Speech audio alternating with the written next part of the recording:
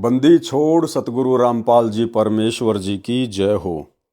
परम पिता परमात्मा सारी सृष्टि के रचनहार कुल मालिक असंख्य ब्रह्मांडों के स्वामी जगत गुरु तीनों लोकों में प्रवेश करके सबका भरण पोषण करने वाले राजाधिराज आत्माधार नाथों के नाथ देवों के देव महादेव सर्वेश्वर महेश्वर मृत्युंजय अजरो अमर आदि अनादि सनातनी प्रभु जगत पिता जगदीश्वर श्री श्री 1008 की उपाधि के वास्तविक अधिकारी अकाल मूरत सौद स्वरूपी राम वासुदेव सर्वगतम ब्रह्म परम पूज्य प्रथम पूज्य परम संत परम पुरुष परम धनी परम दयालु सत्य कबीर हक्का कबीर अल्लाहु कबीर अल्लाहु अकबर बाखबर अल्लाह ताला जगत के तारणहार जगत के मुक्तिदाता जगत के जगन्नाथ हारे के सहारे हिंदुओं के राम मुसलमानों के अल्लाह सिखों के वाहिगुरु ईसाइयों के मसीह दया के सागर दया निधि करुणा के सागर करुणा निधि स्वयंभू परिभू संकट मोचन कष्ट हरण मंगल करण दुख भंजन अविगत कबीर निर्विकार निर्विषम परमात्मा अलय अलेख सतगुरु आदि अनादि सतगुरु असली मर्यादा पुरुषोत्तम असली राम असली कृष्ण असली घनश्याम असली मुरारी राजाओं के राजा महाराजाओं के महाराजा शहंशाहों के शहंशाह सम्राटों के सम्राट भगवानों के भगवान अल्लाहों के अल्लाह प्रभुओं के प्रभु मसीहाओं के मसीह सच्चे वाहिगुरु बाबाओं के बाबा पीरों के पीर सेठों के सेठ जगत सेठ सावड़सा सेठ सर्वगुण संपन्न अनंत कोटि कलाओं के स्वामी अनंत कोटि ब्रह्मांडों के नायक योगियों में महायोगी ध्यानियों में महाध्यानी सिद्धों में परम सिद्ध ज्ञानियों में तत्वज्ञानी ब्रह्म ज्ञानी महाज्ञानी परम ज्ञानी सर्वश्रेष्ठ ज्ञानी विज्ञानी युवा कबीर समरथ कबीर असमवात अमित ओझा सच्चे रहनुमा करीम अल्लाह सुभान अल्लाह दुनिया के अंतिम पैगंबर 8 सितंबर 1951 से गांव धनाना जिला सोनीपत हरियाणा भारतवर्ष की पावन भूमि पे प्रकट रियल कल की भगवान श्री नारायण साकार हरि श्री बाबा साहेब शब्द स्वरूपी राम संत श्रोमणी सतगुरु रामपाल जी परमेश्वर जी के चरण कमल में साध संगति से जुड़े हुए देश विदेश से हम सभी सत्सेवक भाई बहनों का अनंत कोटि दंडवत प्रणाम। सत्साई भाई और बहनों, दया पूज्य गुरुदेव भगवान की सतगुरु रामपाल जी परमेश्वर जी की जिनके शुभ आशीर्वाद से जिनकी विशेष वीआईपी कृपा से आप और हम सभी सत्सेवक भाई बहन साध संगति से जुड़कर गुरुदेव के अनमोल तत्व ज्ञान को आधार बनाकर अपनी आत्मा के कल्याण हेतु दृढ़ता के साथ भक्ति मार्ग पर आगे की ओर बढ़ रहे हैं। भाई और बहनों, पूज्य गुरुदेव भगवान के कर कमल से लिखित पवित्र पुस्तक मुक्ति बोध के ऊपर वीडियो बनाने की श्रृंखला जारी है। इसी श्रृंखला में आज हमारा ये 6 नंबर का वीडियो है। प्रत्येक वीडियो में गुरुदेव भगवान के आशीर्वाद से हमें अध्यात्म से संबंधित कुछ न कुछ नया सीखने को मिलता है और साथ ही पूज्य गुरुदेव जी के कर कमल से लिखित होने के कारण इस पवित्र पुस्तक मुक्ति बोध को पढ़ने और सुनने मात्र से भी हम ढेर सारे पुण्यों के भागी बनते हैं, क्योंकि ये स्वयं सिद्ध वाणियाँ हैं और परमपिता परमेश्वर जी के मुख कमल से उच्चारित हैं। तो भाई और बहनों, आज की कथा में गुरुदेव भगवान ने जिन वाणियों का जिक्र किया है उन वाणियों के तहत अजामेल भगत की कथा को शामिल किया है कि जो अजामेल था वो पिछले जन्म में कौन था, क्या साधना करता था, क्या उसका नाम था और किस प्रकार से फिर उसको आगे का जन्म मिला और फिर आगे के जन्म में कैसे परमात्मा ने भिन्न भिन्न वेश धारण करके उस आत्मा को अपनी शरण में लिया। तो चलिए बढ़ते हैं पूज्य गुरुदेव भगवान के कर कमल से लिखित पवित्र पुस्तक मुक्ति बोध में। पेज नंबर है 45। अजामेल के उद्धार की कथा। काशी शहर में एक अजामेल ब्राह्मण शराब पीता था। वैश्या के पास जाता था। वैश्या का नाम मेनका था। बहुत सुंदर थी। परिवार तथा समाज के समझाने पर भी अजामेल नहीं माना तो उन दोनों को नगर से निकाल दिया। वे उसी शहर से 1 मील यानी लगभग 1.5 किलोमीटर दूर वन में कुटिया बनाकर रहने लगे। दोनों ने विवाह कर लिया। अजामेल स्वयं शराब तैयार करता था, जंगल से जानवर मारकर लाए और मौज मस्ती करता था। विशेष, अजामेल पूर्व जन्म में विष्णु जी का परम भगत था। ब्रह्मचर्य का पूर्ण पालन करता था। साधक समाज में पूरी इज्जत थी। देखो भाई और बहनों, इस काल के षड्यंत्र को गुरुदेव भगवान ने किस प्रकार से समझाया है। हमें गुरुदेव जिस अजामेल की कथा सुना रहे हैं वो अजामेल जो कथा गुरुदेव सुना रहे हैं उस कथा के अंतर्गत उस जन्म में वो एक भड़वा था, वेश्या से उसने शादी करी, समाज की नहीं मानी, परिवार की नहीं मानी और वेश्या के संपर्क में आने के बाद वेश्या से उसने शादी की। लेकिन परमात्मा कहते हैं पिछले जन्म में वो विष्णु भगवान का एक नंबर का भगत था, परम भगत है, और पूर्णतया उसने ब्रह्मचर्य का पालन किया। अब सोचो भाइयों और बहनों, काल का कितना भयंकर षड्यंत्र है। ऐसा ऐसा आप और हमारे साथ भी असंख्य जन्मों में बीत चुका है। और ये काल यही करता है भाइयों और बहनों, जैसे विष्णु जी को जब वो त्रेता युग में श्री रामचंद्र रूप में जन्मे, तो त्रेता युग में तो विष्णु को इस काल ने एक नंबर का व्यक्ति बना दिया, पत्नी वर्ता बना दिया। श्री रामचंद्र जी के पिता दशरथ ने 4-4 शादियां कर रखी थी। श्री रामचंद्र जी के ससुर राजा जनक ने 10,000 शादियां की हुई थी, और उस समय कोई कितनी शादियां कर ले कोई मनाही नहीं थी। लेकिन त्रेता युग में श्री रामचंद्र जी ने केवल सीता के अतिरिक्त अन्य किसी से विवाह नहीं किया, आजीवन वे पत्नी वर्ता रहे, बहुत अच्छा सा जीवन जी के वो चले गए। और फिर इस काल ने उसी विष्णु को द्वापर युग में श्री कृष्ण जी के रूप में जन्म दिया, और श्री कृष्ण जी के रूप में काल ने उसको व्यभिचारी बना दिया, व्यभिचारी। खुद की 8-8 औरतें, गोपियों की गिनती नहीं, और इसके अलावा एक राजा से 1000 औरतों को युद्ध में जीतकर उनके साथ भी आजीवन संभोग किया। तो ये काल का षड्यंत्र है भाइयों और बहनों, ये किसी को नहीं छोड़ता है। जब इसने अवतारों को नहीं छोड़ा, त्रेता युग में श्री रामचंद्र जी को पत्नी वर्ता बना दिया, और द्वापर युग में गिनती नहीं इतनी औरतों के साथ में संभोग क्रिया में लगा दिया। तो भाइयों और बहनों, ये काल का भयंकर षड्यंत्र है। आनंद ये स्वयं लेता है, और वो जो कर्म है वो जीव के ऊपर रख दिए जाते हैं भोगने के लिए। तो यहीं पर अजामेल के साथ भी यही हुआ। अजामेल के परमात्मा पिछले जन्म की हिस्ट्री बता रहे हैं। अजामेल पूर्व जन्म में विष्णु जी का परम भगत था, ब्रह्मचर्य का पूर्ण पालन करता था, साधक समाज में पूरी इज्जत थी, बचपन से ही घर त्याग कर साधुओं में रहता था। वैश्या भी पूर्व जन्म में विष्णु जी की परम भगत थी। अब अजामेल की जो घरवाली थी वो भी पिछले जन्म में एक नंबर की भगतनी थी, विष्णु जी की परम भगतनी थी वो, और आजीवन उसने भी उस जन्म में ब्रह्मचर्य का ही पालन किया था। वैश्या भी पूर्व जन्म में विष्णु जी की परम भगत थी, ब्रह्मचर्य का पूर्ण पालन करती थी, पर पुरुष की ओर कभी दोष दृष्टि से नहीं देखती थी। इस लक्षण से साधक समाज में विशेष सम्मान था। साधकों में ध्यान समाधि लगाने का विशेष प्रचलन है, जो केवल काल प्रेरणा है। हठ योग है, जो गीता तथा वेदों में मना किया है। एक दिन श्याम सुंदर, अजामेल का पूर्व जन्म का नाम, वो लेटकर समाधि लगाए हुए था। शरीर पर केवल एक कोपीन यानी लंगोट, जो एक 6 इंच चौड़ा तथा 2 फुट लंबा कपड़े का टुकड़ा होता है, जो केवल गुप्तांग को ढकता है, तागड़ी में लपेटा जाता है। तागड़ी क्या होती है? बेल्ट की तरह एक मोटा धागा बांधा जाता है, उसे तागड़ी कहते हैं। वो पहने हुए था। सर्दी का मौसम था, दिन के समय धूप थी। उस समय श्याम सुंदर वैष्णव ने समाधि लगाई थी। रात्रि तक समाधि नहीं खुली। उस समय एक तीर्थ पर मेला लगा था। रामबाई यानी मेनका का पूर्व जन्म का नाम, यानी अजामेल की जो पत्नी थी वर्तमान जीवन में, उसका पिछले जन्म में जो है रामबाई नाम था। तो रामबाई ने देखा ये साधु इतनी सर्दी में निवस्त्र सोया है, नींद में ठंड लग जाए, ये मर न जाए, ये विचार करके उसके ऊपर लेट गई और अपने कंबल से अपने ऊपर से उस साधु को भी ढक लिया। अन्य व्यक्तियों को लगा कि कोई अकेला सो रहा है। भोर भये सूर्य उदय होते होते श्याम सुंदर की समाधि खुली। उसने उठने की कोशिश की, तब रामबाई उठ खड़ी हुई। उस समय एक कंबल से स्त्री पुरुष निकले देखकर अन्य भगत भी उस ओर ध्यान से देखने लगे। श्याम सुंदर ने भगत समाज में अपने मान सम्मान पर ठेस जानकर अपने को पाक साफ सिद्ध करने के लिए रामबाई से कहा कि हे रंडी अर्थात वैश्या, तूने मेरा धर्म नष्ट किया है। मैं तो अचेत था, तूने उसका लाभ उठा लिया, तू वैश्या बनेगी। अन्य साधु भी निकट आकर उनकी बातें सुनने लगे। यानी भाई और बहनों, परमात्मा हमें शिक्षा देना चाहते हैं कि वर्तमान में हमें हर प्रकार की गलतियों से दूर होना पड़ेगा।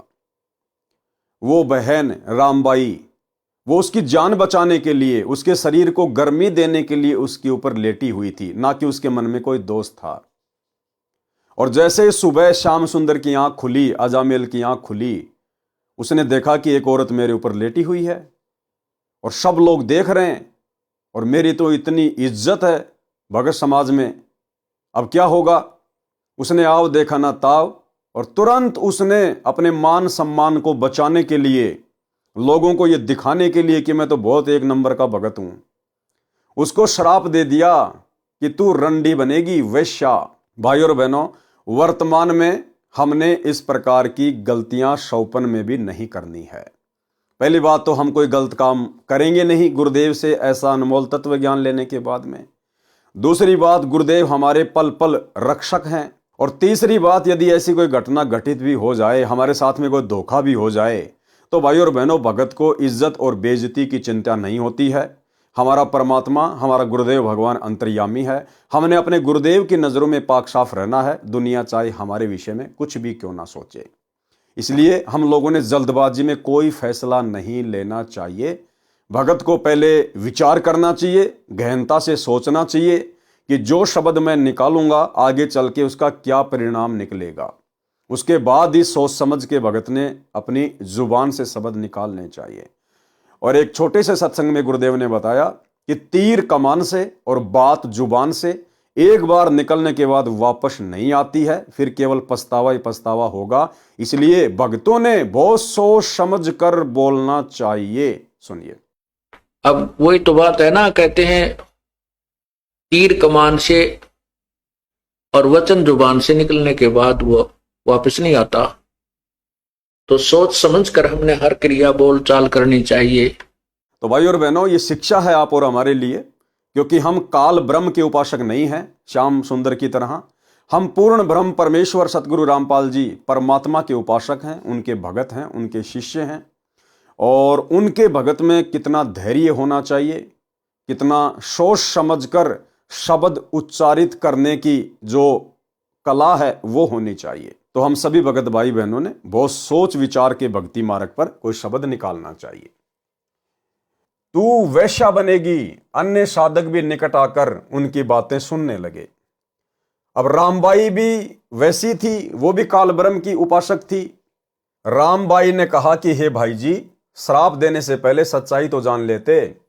आप निवस्त्र सर्दी में ठिठुर रहे थे, आप अचेत थे। आपके जीवन की रक्षा के लिए मैंने आपको ताप यानी गर्मी देने के लिए मैं आपके ऊपर लेटी थी। कंबल बहुत पतला है, चद्दर से भी पतला है, इसलिए मुझे इस पर विश्वास नहीं हुआ। एक बहन ने भाई की रक्षा के लिए यह बदनामी मोल ली है। आपने इसके फल में मुझे बद्दुआ यानी श्राप दिया है। सुन ले, तू अगले जन्म में भड़ुआ बनेगा, वैश्याओं के पास जाया करेगा। दोनों ने एक दूसरे को श्राप देकर अपनी भक्ति का नाश कर लिया। इसलिए परमात्मा कहते हैं भक्ति मार्ग में दुआ और बद्दुआ ये भगत के लिए जहर के समान है, जहर के समान। भाई हमें परमात्मा मिल गया, सर्वशक्तिमान भगवान मिल गया। अगर हम मर्यादा में हैं, भक्ति कर रहे हैं, तो भला हमारा कोई बिगाड़ क्या देगा। इसलिए भक्तों को टेंशन नहीं होनी चाहिए। भक्तों को तो परमात्मा कहते हैं कि चिंता तो हरि नाम की और न चिंता दास, और जो कोई चिंता नाम बिना सोए काल की फास। इसलिए भक्तों ने ना तो किसी को आशीर्वाद देना है और ना किसी को बद्दुआ देनी है, ताकि हमारी भक्ति का नाश ना हो। दोनों ने एक दूसरे को श्राप देकर अपनी भक्ति का नाश कर लिया। जब श्याम सुंदर को सच्चाई पता चली और अपना अंग देखा तो सुरक्षित था, तो रामबाई से बहुत हमदर्दी हो गई। अपनी गलती की क्षमा याचना की, विशेष प्रेम करने लगा, अधिक मोह हो गया। रामबाई भी श्याम सुंदर से विशेष प्यार करने लगी। वह प्यार एक मित्रवत था, परंतु मोह भी एक जंजीर अर्थात बंधन है। मृत्यु उपरांत दोनों का जन्म काशी नगर में हुआ। श्याम सुंदर का नाम अजामेल था, ब्राह्मण कुल में जन्म हुआ। रामबाई का जन्म भी ब्राह्मण कुल में हुआ, उसका नाम मेनका था। श्राप संस्कारवश चरित्रहीन हो गई, वैश्या बन गई, श्राप संस्कारवश अजामेल शराब का आदी हो गया। वैश्या मेनका के पास जाने लगा, दोनों को नगर से निकाल दिया गया। दोनों लगभग 40-45 वर्ष की आयु के हो गए थे, संतान कोई नहीं थी। परमेश्वर कबीर जी कहते हैं, गरीबदास जी ने बताया है, गोता मारूं स्वर्ग में, जा बैठूं पाताल, गरीबदास ढूंढत फिरूं हीरे माणिक लाल। कबीर भक्ति बीज विनसे नहीं, आए पड़े सो झोल, जय कंचन बिष्टा पड़े, घटे न ताका मोल। भावार्थ, कबीर परमेश्वर जी ने संत गरीबदास जी को बताया कि मैं अपनी अच्छी आत्माओं को खोजता फिरता हूं। यानी भाई और बहनों, परमात्मा सभी को नहीं खोजते हैं, सबके लिए परमात्मा सतलोक से चल के नहीं आते हैं। क्या कह रहे हैं कि मैं अपनी अच्छी आत्माओं को खोजता फिरता हूं, अच्छी आत्माओं को, ना कि आत्माओं को।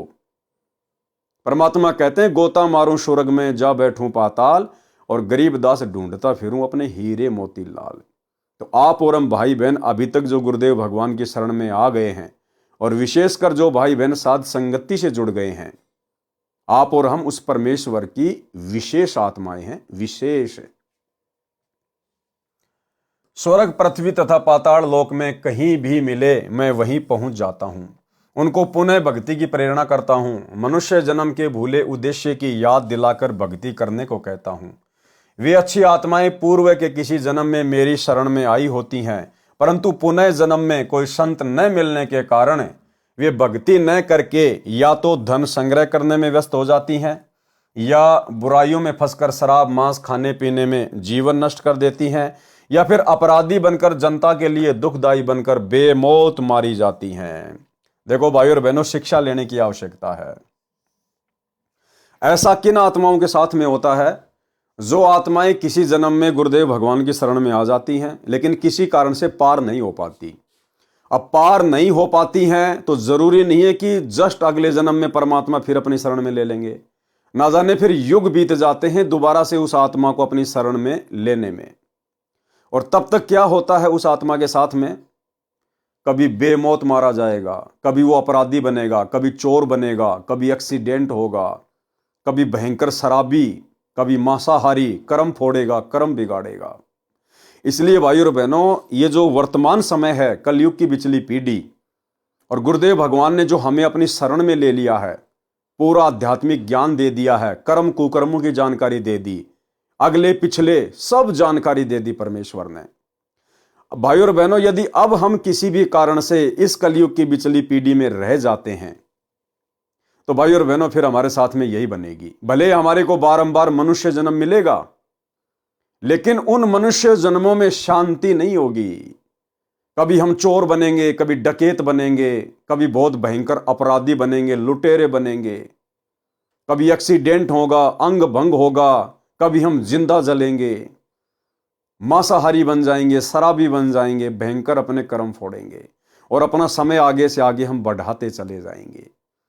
इसलिए भाई और बहनों, अगर बात समझ में आई है तो इस कलयुग की बिचली पीढ़ी में आप और हम भाई बहनों का ये अंतिम मनुष्य जन्म होना चाहिए। अंतिम मनुष्य जन्म, अंतिम योनि, हमारा केवल एक ही टारगेट हो जाना चाहिए, केवल शतलोक, इसके अलावा कुछ नहीं।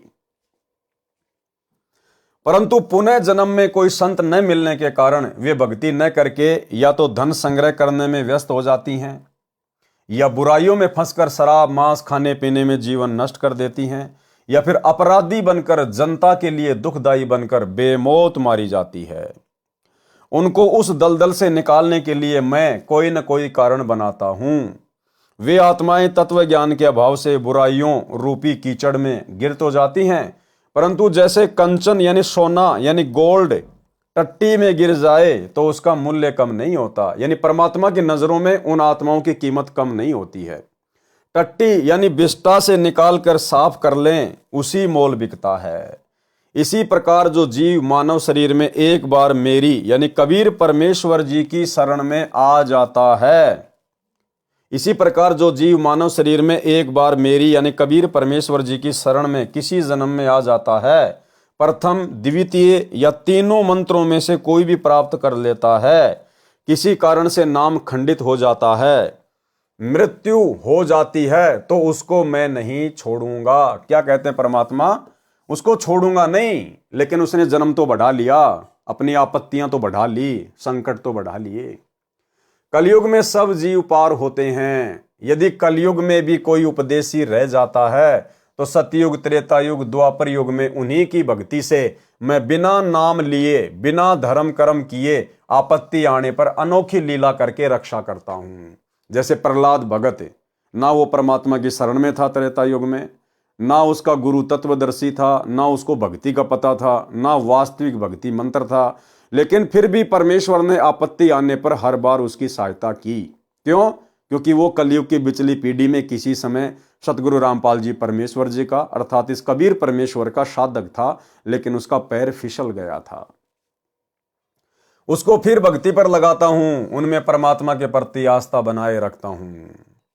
कलयुग में सतयुग। अब देखना भाई और बहनों, किस किस प्रकार से आत्माएं परमात्मा की शरण में आती हैं, कैसे कैसे रह जाती हैं, कितने समय तक यह भक्ति युग चलेगा, बहुत इंपॉर्टेंट पॉइंट है।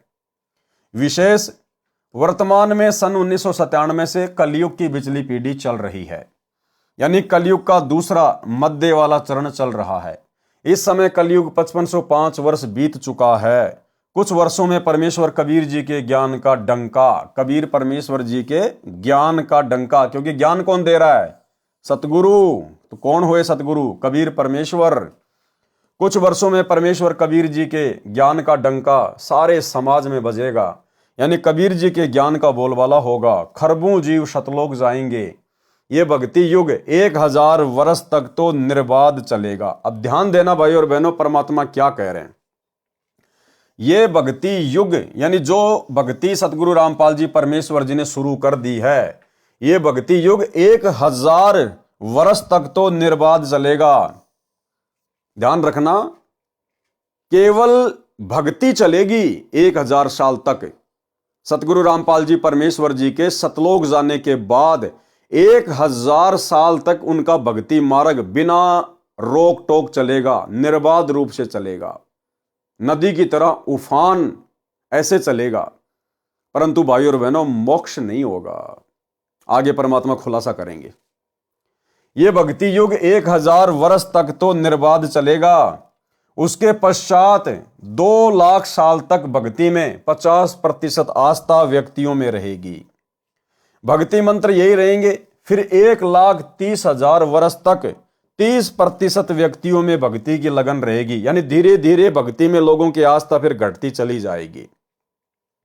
यहां तक, यानी 5505 प्लस 1000 प्लस 2 लाख प्लस 1,30,000 कुल 3,36,505 वर्ष, 3,36,505 वर्ष तक कलयुग का दूसरा चरण चलेगा। इसके पश्चात कलयुग का अंतिम चरण चलेगा।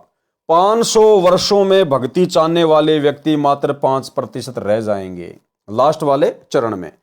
तीसरे चरण का समय 95,495 वर्ष रह जाएगा।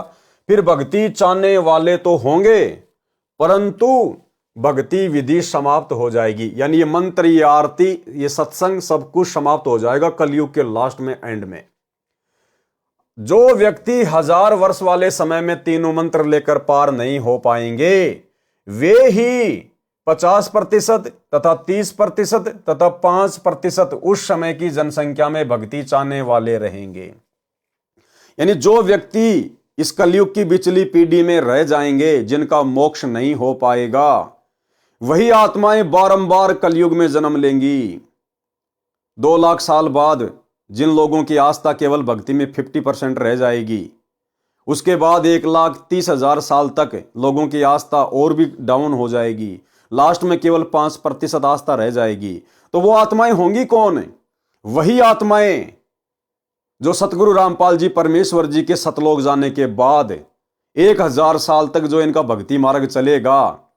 तो गुरुदेव के सतलोक जाने के बाद में मोक्ष तो किसी का होगा नहीं, सतलोक तो कोई जा नहीं पाएगा, लेकिन 1000 साल तक निर्बाध चलने वाले भक्ति मार्ग में आत्माएं जिस प्रकार से भक्ति करेंगी, अच्छे से पूरी मर्यादा में रहेंगी, उन आत्माओं की भक्ति कमाई इतनी जबरदस्त हो जाएगी, उनको कलयुग में बारंबार मनुष्य जन्म मिलेंगे। और वो वही आत्मा होंगी जिनकी भक्ति में आस्था रहेगी आगे चल के। लेकिन एक समय ऐसा आएगा बिल्कुल उनकी आस्था भी समाप्त हो जाएगी। वे पार नहीं हो पाते, परंतु उनकी भक्ति तीनों मंत्रों की कमाई अत्यधिक हो जाती है। वे संख्या में अरबों होते हैं।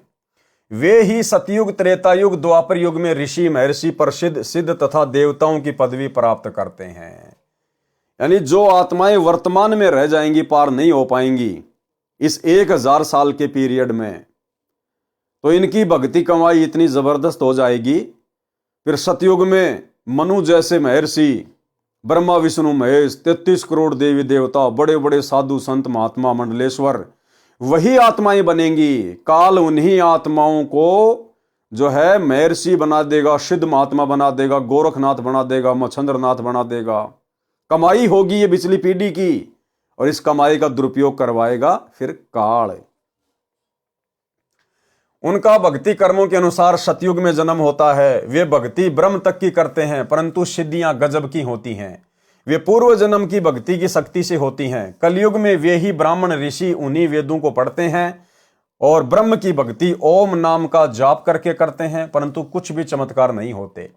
कारण है कि वे तीनों युगों में अपनी पूर्व जन्म की भक्ति शक्ति को श्राप व आशीर्वाद देकर सिद्धियों का प्रदर्शन करके समाप्त करके सामान्य प्राणी रह जाते हैं, परंतु उनमें परमात्मा की भक्ति की चाह विद्यमान रहती है।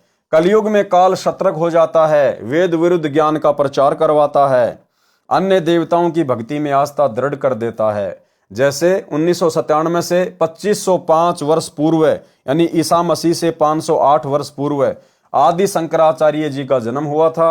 वे कुल 30 वर्ष तक जीवित रहे। उन्होंने 20 वर्ष की आयु में अपना मत दृढ़ कर दिया कि श्री ब्रह्मा, श्री विष्णु तथा श्री शिव जी, माता दुर्गा तथा गणेश आदि आदि की भक्ति करो। विशेषकर तमगुण भगवान शिव की भक्ति को अधिक दृढ़ किया, क्योंकि वे आदि शंकराचार्य जी शिवलोक से आए थे, शिव जी के गण थे। इसलिए शंकर जी के मार्ग के आचार्य यानी गुरु शंकराचार्य कहलाए। वर्तमान तक राम, कृष्ण, विष्णु, शिव तथा अन्य देवी देवताओं की भक्ति का रंग चढ़ा है। संसार में अरबों मानव भक्ति चाहने वाले हैं। वे किसी न किसी धर्म या पंथ से, गुरु से जुड़े हैं, परंतु भक्ति शास्त्र विरुद्ध कर रहे हैं। परमेश्वर विक्रमी संवत 1455 यानी सन 1398 में प्रकट हुए।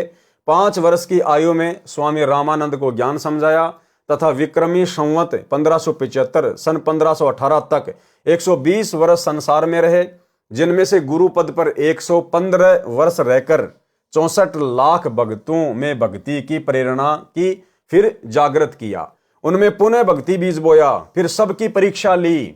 वे असफल रहे, परंतु गुरुद्रोही नहीं हुए। उनका अब जन्म हो रहा है। यानी अभी तक भी भाई और बहनों, वो 64 लाख भगत जो काशी में फैल हुए थे, अभी तक वो 64 लाख कंप्लीट भगत गुरुदेव की शरण में नहीं आ पाए हैं।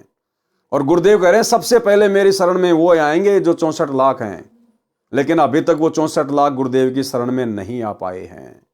ये सतलोक आश्रम मैनेजमेंट हरियाणा तो डींग मारता है। 2 करोड़ भगत हो गए, 5 करोड़ भगत हो गए, केवल राजनेताओं को वोट बैंक दिखाने के लिए। हकीकत यह है कि वर्तमान में सतगुरु रामपाल जी के 2024 तक 64 लाख भगत भी नहीं हैं।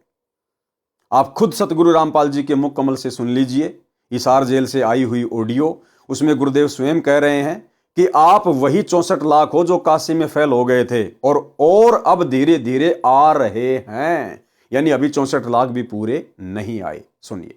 लेकिन हम इतने ढीठ हैं, समर्थ को सामने देखकर भी हमने कदर नहीं की उसकी। हम अपनी अहंकार में सिड़ गए। 64 लाख से श्वेत उस पिता के, वो उनमें से आप ही हो और इब आ रहे हैं, वो वही है।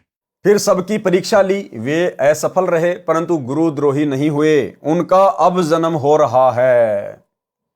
सर्वप्रथम वे 64 लाख मेरे संत रामपाल दास से जुड़ेंगे। उसके पश्चात वे जन्मेंगे जिन्होंने 1000 वर्ष के पश्चात 2 लाख तथा 1,30,000 वर्ष तक भक्ति में लगे रहे, परंतु पार नहीं हुए। जो 64 लाख हैं, ये वे प्राणी हैं जो 1000 वर्ष वाले समय में रह गए थे। आ गई होगी बात समझ में भाई और बहनों। 64 लाख भगत कौन है? जो पिछले कलयुग की पिछली पीढ़ी में 1000 साल वाले पीरियड में रह गए थे, जो पार नहीं हो पाए थे। इसलिए भाई और बहनों, हम इस समय को ना चूकें। ये बहुत अनमोल समय है। ये मोक्ष का द्वार केवल थोड़े से समय के लिए खुला हुआ है। जब तक सतगुरु रामपाल जी के पावन चरण कमल धरती पे हैं, तब तक भाई और बहनों मोक्ष है। उसके बाद में मोक्ष नहीं है। केवल फिर आपकी भक्ति बनेगी, कमाई बनेगी, आपके पुण्य बनेंगे, आप बारंबार मनुष्य जन्म प्राप्त करेंगे। अरे अगर इस परमेश्वर की गैर हाजिरी में, सतगुरु रामपाल जी परमेश्वर जी की गैर हाजिरी में यदि मोक्ष होना हो, तो भाई और बहनों फिर इस परमात्मा को सतलोक से चलकर इस गंदे लोक में भला आने की जरूरत क्या? क्यों इतना कष्ट उठा रहे हैं? क्यों इतना संघर्ष कर रहे हैं? 2 कोटि के जीवों की गालियां खा रहे हैं। अगर इनकी गैर हाजिरी में ही मोक्ष होना हो, तो परमात्मा क्या सतलोक में बैठा बैठा मोक्ष नहीं कर सकता? क्या सतलोक में बैठा बैठा परमात्मा अपनी आत्माओं को इस मृत्यु लोक से वापस नहीं ले सकता? भाई हमें सतलोक से परमात्मा ने सतलोक में बैठे बैठे तो यहां पर भेजा था। दुर्गा के अंतःकरण में फिट कर दिया, दुर्गा और काल को श्राप दे दिया, उसके 21 ब्रह्मांड विमान की तरह चल पड़े। परमात्मा थोड़ी आए थे हमारे साथ में यहां छोड़ने के लिए। तो जो परमात्मा सतलोक में बैठा बैठा हम आत्माओं को यहां भेज सकता है, क्या वो परमात्मा सतलोक में बैठा बैठा आज हमें वापस नहीं ले सकता? लेकिन भाई और बहनों, इस परमेश्वर के कुछ नियम हैं, कुछ मर्यादा हैं। इसलिए जब तक गुरुदेव भगवान के पावन चरण कमल धरती पे हैं, और यदि आपने उनसे उपदेश ले लिया, और यदि आजीवन मर्यादा में रहेंगे, कभी भी अपने नाम को खंड नहीं होने देंगे, तो भाई और बहनों ये परमात्मा आपको स्वीकार करेगा। तो परमात्मा कह रहे हैं वो जो काशी में 64 लाख जो फैल हुए थे, वो कौन थे? वही थे जो कभी किसी कलयुग की पिछली पीढ़ी में जो पार नहीं हो पाए। उनको परमात्मा ने फिर बारंबार मनुष्य जन्म देकर और 64 लाख को अपनी शरण में लिया। फिर हमारी बैटरी चार्ज की परमात्मा ने 650 साल पहले, और फिर परमेश्वर ने हमें वर्तमान समय में मानव जन्म दिया। तो सबसे पहले तो मौका है 64 लाख को, सबसे पहले मौका है 64 लाख को। और उसके बाद भाई और बहनों नई कलम चढ़ेगी, केवल नई कलम चढ़ेगी। एक छोटा सा सत्संग गुरुदेव भगवान का, जिसमें परमात्मा कहते हैं कि पार तो 64 लाख ही होंगे जो काशी में बिछुड़ गए थे। बाकी परमात्मा नई कलम भी चढ़ाएंगे। नई कलम यानी प्रथम बार भी आत्माओं को, चाहे कितनी आत्माएं क्यों ना हो, जो उनकी शरण में आना चाहे, अरबों खरबों परमात्मा अपनी शरण में लेंगे, नई कलम चढ़ाएंगे, भक्ति का बीज डालेंगे। लेकिन पार होने का मौका केवल उन 64 लाख आत्माओं को ही है। तो एक छोटा सा सत्संग सुनिए। में 64 लाख थे, और अब के वो 64 लाख तो होंगे ही होंगे। हो सकता है एक और भी नई कलम भी चढ़ा दे परमात्मा, नई कलम भी लगाएंगे। क्योंकि भक्ति का प्रारंभ होना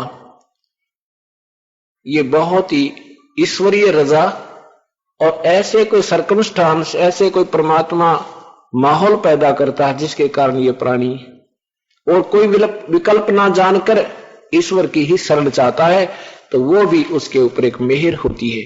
चाहे कोई दुख में प्रभु की तरफ अग्रसर होता है, चाहे कोई सुख में अग्रसर होता है, वो उसका बहुत ही अच्छा पुण्य और प्रभु की विशेष रजा होती है। किसी भी कारण से आप परमात्मा के चरणों में पहुंच जाते। हम बता रहे थे आपको कि जाप अजप्पा मिल जावे फिर सुमरण में मन लाना। तो भाई और बहनों, सत्संग सुन के आपकी समझ में आ गई होगी बात।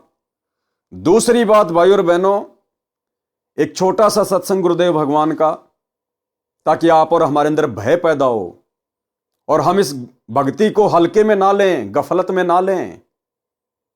गुरुदेव भगवान कह रहे हैं कि बच्चों, आज से पहले यह भक्ति नहीं थी, और इस दास के जाने के बाद यह भक्ति समाप्त हो जाएगी।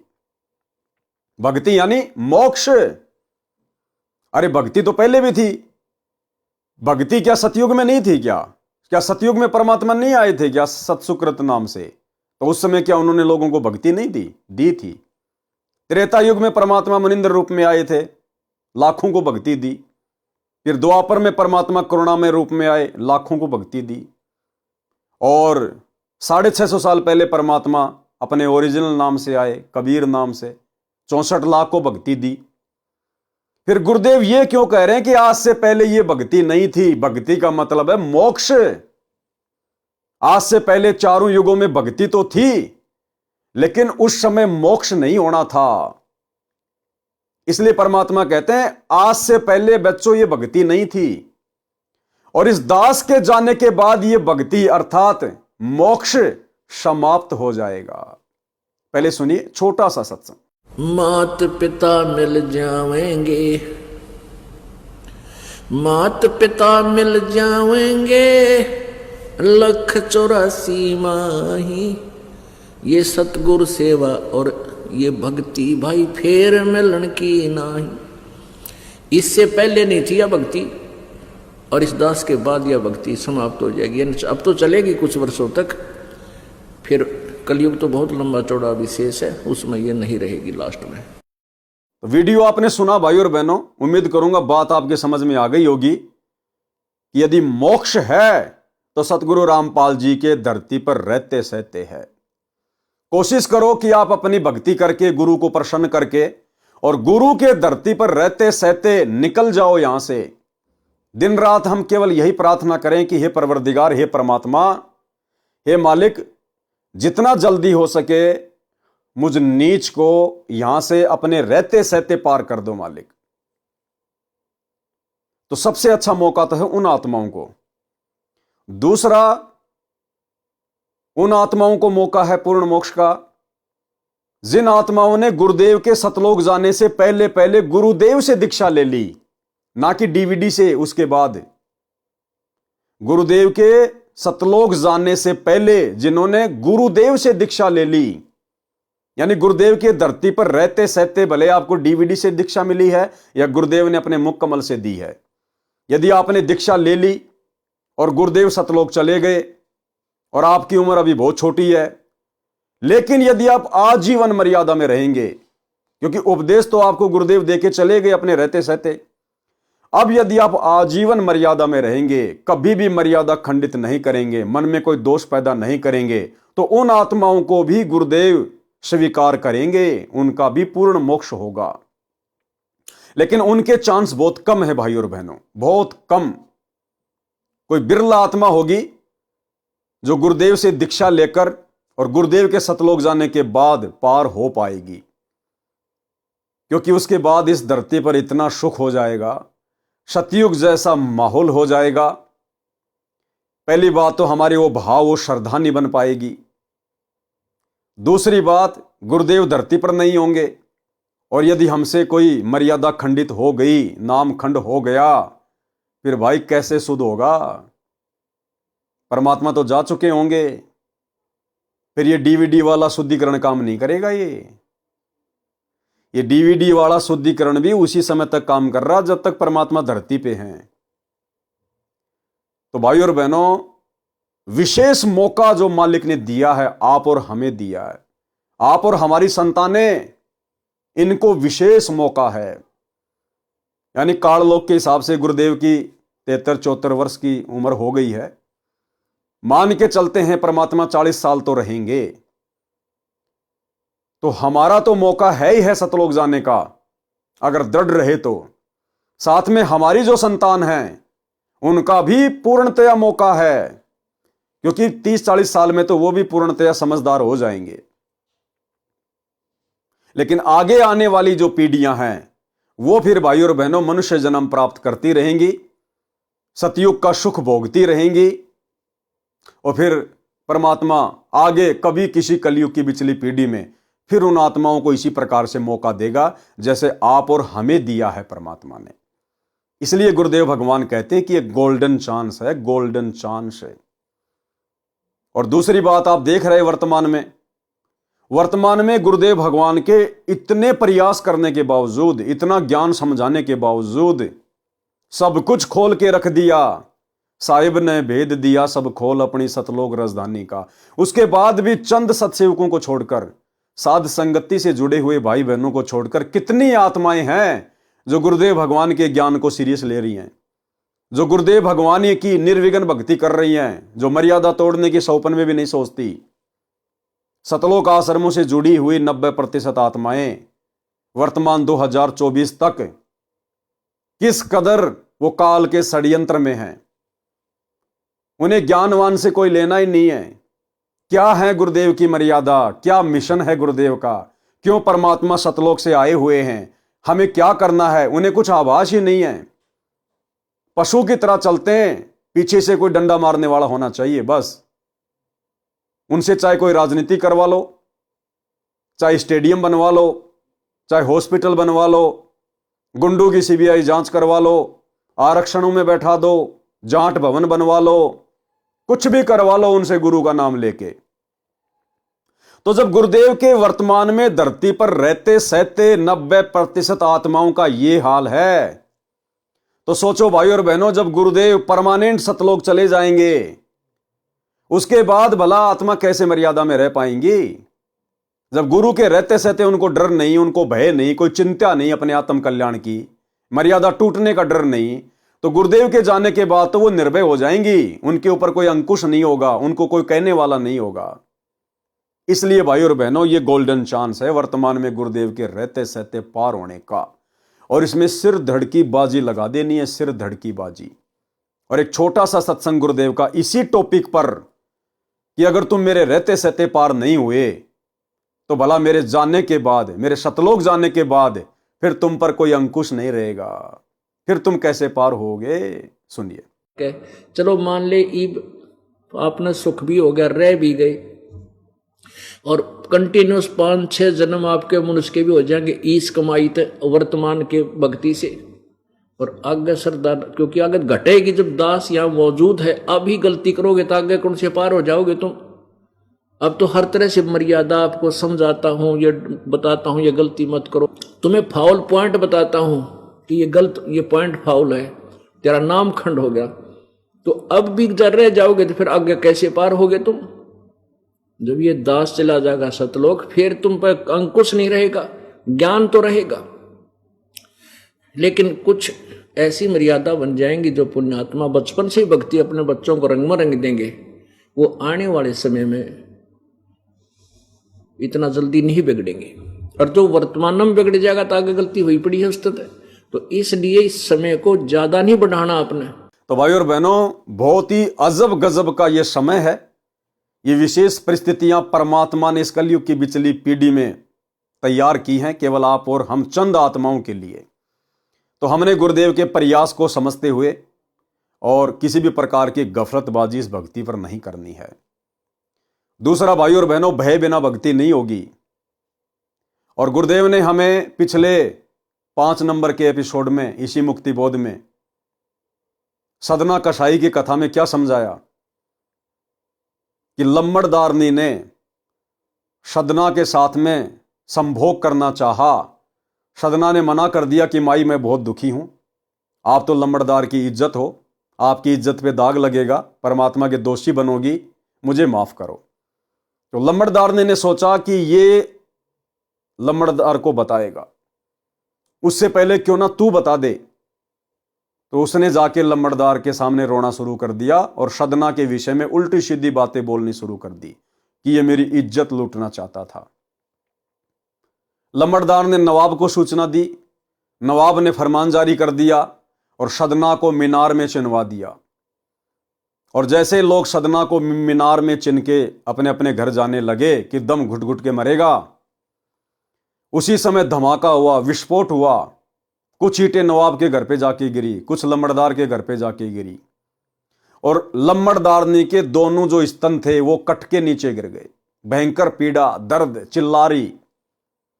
अंत में उस लम्बड़दारनी ने अपनी गलती को सार्वजनिक करना पड़ा, सबके सामने सदना से माफी मांगनी पड़ी।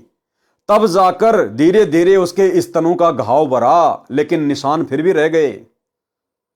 यानी भाई और बहनों, संकेत है कि आने वाले समय में जो 1000 साल तक ये भक्ति मार्ग चलेगा और वर्तमान में जो शुरू हो चुका है, हम सब के ऊपर ये नियम समान रूप से लागू है।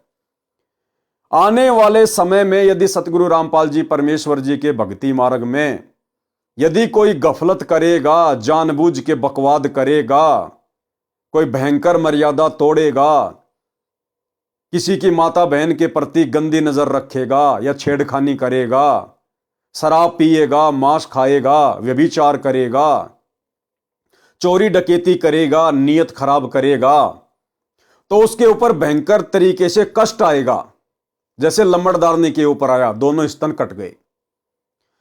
और उस समय तक परमात्मा उस भगत को उस गलती से निजात नहीं देंगे, उसको माफ नहीं करेंगे, उस भगत को कोई राहत नहीं मिलेगी जब तक वो भगत अपनी गलती की भगत समाज में सार्वजनिक माफी नहीं मांगेगा।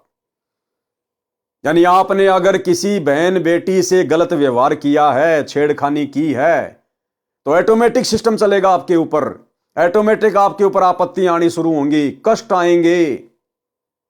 और वो कष्ट आपके उसी समय मिटेंगे जब आप अपनी गलती को सार्वजनिक करेंगे कि भाई और बहनों, मेरे से तो ये गलती बन गई, मैंने तो इस बहन के प्रति ऐसा गलत सोचा और मैंने ये कुकर्म कर डाला। उसके बाद परमात्मा आपको राहत देगा, लेकिन वो दाग आजीवन आपके माथे पे लगा रहेगा। जैसे लंबड़दारने के स्तन के घाव भर गए, लेकिन वो निशान रहे। तो भाई और बहनों, समझ जाओ, विशेषकर साध संगति से जुड़े हुए भाई बहन जिनको परमात्मा ने समझदार बना दिया, मोक्ष के योग्य बना दिया, अब आप और हमारी गलतियां माफ नहीं होंगी, बिल्कुल माफ नहीं होंगी। और यदि अब साध संगति से जुड़कर कोई भाई बहन गलती करेंगे तो भाई और बहनों, उनको विशेष परेशानियों के दौर से गुजरना पड़ेगा।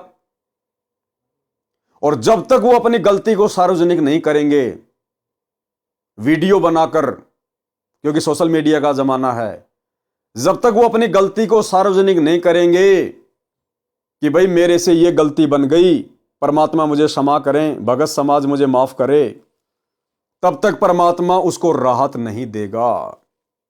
इसलिए गलतियां करने से ही बचें, अन्यथा भक्ति से जाओगे और इज्जत से जाओगे, भक्ति से भी और इज्जत से भी। और इसी संबंध में भाई और बहनों, गुरुदेव ने एक सत्संग में कथा सुनाई कि एक व्यक्ति ने ऐसा कोई जुर्म कर दिया और सजा के तौर पर उसको कहा गया कि या तो 100 कोड़े खा ले या फिर 100 प्याज खा ले। तो उस व्यक्ति ने सोचा क्यों ना मैं प्याज खा लेता हूं, कोड़े में तो दर्द होगा। तो उसने प्याज खाना शुरू कर दिया, 10, 15, 20 प्याज खाई, आगे नहीं खाई गई तो बोला भैया कोड़े खा ले। फिर उसने कोड़े भी खाए, यानी पहले तो उसने प्याज खाना शुरू किया कि मैं बच जाऊंगा, लेकिन 100 प्याज थोड़ी खाई जाती हैं। बोला भाई साहब नहीं खाई जा रही, तो बोला भैया कोड़े खा ले। फिर उसने कोड़े भी खाए, यानी डबल सजा भुगती उसने, डबल सजा। अगर पहले वो कोड़े खा लेता तो प्याज खा के पेट खराब करने की कहां आवश्यकता थी। तो इसी प्रकार भाई और बहनों, आने वाले समय में डबल डबल सजा भुगतनी पड़ेगी अगर सतगुरु रामपाल जी भगवान के भगत अगर गलती करेंगे तो, क्योंकि धरती पर इनके भक्तों के अलावा और कोई रहेगा भी नहीं। 2028 युग परिवर्तन का समय है, जितनी भी जनसंख्या बचेगी वो केवल इन्हीं की भक्ति करेगी, डर के मारे। ज्ञान आधार से तो केवल वर्तमान में जुड़ रहे हैं, आगे आने वाले समय में कोई मोक्ष के लिए नहीं जुड़ेगा, कोई ज्ञान को समझ के नहीं जुड़ेगा। जब सामने मौत दिखाई देगी उस समय केवल अपनी जीवन रक्षा के लिए। तो भाई और बहनों, परमात्मा की विशेष मेहर है आप और हमारे ऊपर। समय रहते हम समझ जाएं, इन उदाहरणों को अपने जीवन में अमल कर लें, अन्यथा डबल सजा के भागी होंगे। अगर कोई गलती हमने कर दी तो मोक्ष से भी जाएंगे और सर्व समाज के सामने बेइज्जत भी होना पड़ेगा। इसलिए हम गलतियां करने से बचें। सर्वप्रथम वे 64 लाख मेरे यानी संत रामपाल दास से जुड़ेंगे। उसके पश्चात वे जन्मेंगे जिन्होंने 1000 वर्ष के पश्चात 2 लाख तथा 1,30,000 वर्ष तक भक्ति में लगे रहे, परंतु पार नहीं हुए। जो 64 लाख हैं ये वे प्राणी हैं जो 1000 वर्ष वाले समय में रह गए थे। क्योंकि भैया सुख इतने हो जाएंगे, आपकी आस्था नहीं बनेगी, वो श्रद्धा नहीं बनेगी जो आज है गुरुदेव भगवान के प्रति, और ना वो डर ना वो भय होगा जो आज है। इसलिए जो उस 1000 साल के समय में रह जाते हैं, फिर उनको परमात्मा जब धर्मराज के दरबार में वो खड़े होते हैं, विशेष विनती करते हैं, उस समय परमात्मा उनको वहां से छुड़वा के फिर मिनी सतलोक में बैठा देता है। परंतु धर्मराज के दरबार में अधिक विलाप किया कि हमने तो सतलोक जाना है। परमात्मा कबीर जी गुरु रूप में प्रकट होकर उनको धर्मराज से छुड़वाकर मिनी सतलोक में ले गए थे। उनका जन्म अपने आने के यानी कलयुग में विक्रमी संवत 1455 के समय के आसपास दिया था, जो अभी तक मानव जीवन प्राप्त करते आ रहे हैं। कैसे होगा कलयुग में सतयुग? अब देखो भाई और बहनों, ये संकेत ही होते हैं। आज विज्ञान अपनी चरम सीमा पे है। ये वैज्ञानिक अपने आप को भगवान से कम नहीं समझते, और ये इंटरनेट वगैरह, टेलीविजन, मोबाइल, थोड़ी बहुत ही विज्ञान टेक्नोलॉजी, ये सुख सुविधा प्राप्त करके और थोड़ी बहुत कोई शिक्षा प्राप्त करके आदमी अपने आप को भगवान से बहुत दूर ले जा चुका है कि कोई भगवान नहीं, कोई परमात्मा नहीं, सब अपने आप ही बनता है, अपने आप ही नष्ट होता है। कहां है भगवान? दिखाओ भगवान। अब परमेश्वर क्या संकेत कर रहे हैं कि ये जो युग परिवर्तन का समय है 2028, उसके बाद में ये विज्ञान भी रुक जाएगी, थम जाएगी। अब इससे ज्यादा परमात्मा को विज्ञान की आवश्यकता नहीं है। जो जो उपकरण परमात्मा ने बनवाने थे, जो जो आविष्कार करवाने थे, वो करवा दिए परमात्मा ने, और काल ने जमकर उनका दुरुपयोग भी करवा लिया। अब परमात्मा आगे इनका सदुपयोग करवाएगा। अब विज्ञान आगे तेज गति से नहीं बढ़ेगी। आज जिस प्रकार से ये दुनिया भौतिकवाद की चक्काचौंध में फंसी हुई है, आधुनिकीकरण में, विकास के नाम पर विनाश का सामान तैयार करके बैठी है, बारूद के ढेर पे दुनिया बैठी है, माचिस लगाने की देर है। तो ये परमेश्वर आने वाले समय में इस विज्ञान को भी नष्ट करेंगे। नष्ट करने का मतलब केवल इतना ही रखेंगे जो हमारी भक्ति में किसी प्रकार से बाधा उत्पन्न ना कर सके। आज जिस प्रकार से बड़ी बड़ी फैक्ट्रियां, कल कारखाने, उद्योग वगैरह, परमात्मा इन सबको सीमित कर देंगे। और गुरुदेव ने आगे लिखा है कि 2028 के बाद गांवों में छोटे छोटे लघु उद्योग शुरू हो जाएंगे, ये बड़ी बड़ी फैक्ट्रियां बंद हो जाएंगी, ये भागादौड़ दुनिया की बंद हो जाएगी। ज्ञान ही ऐसा है परमात्मा का। आदमी की अंदर से जो भौतिक इच्छाएं वो समाप्त हो जाएंगी। आज भौतिक इच्छाओं के कारण तो इंसान दिन रात गधे और बैल की तरह कमा रहा है, 24 घंटे भाग रहा है। तो आने वाले समय में इस ज्ञान से, और कुछ आपस में जो युद्ध होंगे, लड़ाइयां होंगी, उनमें भी परमात्मा इस विज्ञान का काफी हद तक सत्यानाश करवा देंगे। और उसके बाद बिल्कुल आदमी नॉर्मल जीवन जिएगा। गुरुदेव कह रहे हैं हाथ से सिले हुए लोग कपड़े पहना करेंगे। हाथ से सिले हुए, जैसे गांव में जो ये टेलर वगैरह होते हैं, ऐसे ही नॉर्मल उद्योग हो जाएंगे। ये फैक्ट्रियां वगैरह बंद हो जाएंगी। बर्तन वगैरह भी गांव में बनेंगे, मिट्टी के या फिर ये स्टील वगैरह के। और छोटे छोटे काम शुरू हो जाएंगे। जैसे कुम्हार पहले अपने मटके वगैरह बनाया करता था, वैसे छोटे छोटे कार्य शुरू हो जाएंगे फिर वापस। ये विज्ञान की चक्काचौंध, ये काफी हद तक परमात्मा इसको समाप्त कर देंगे।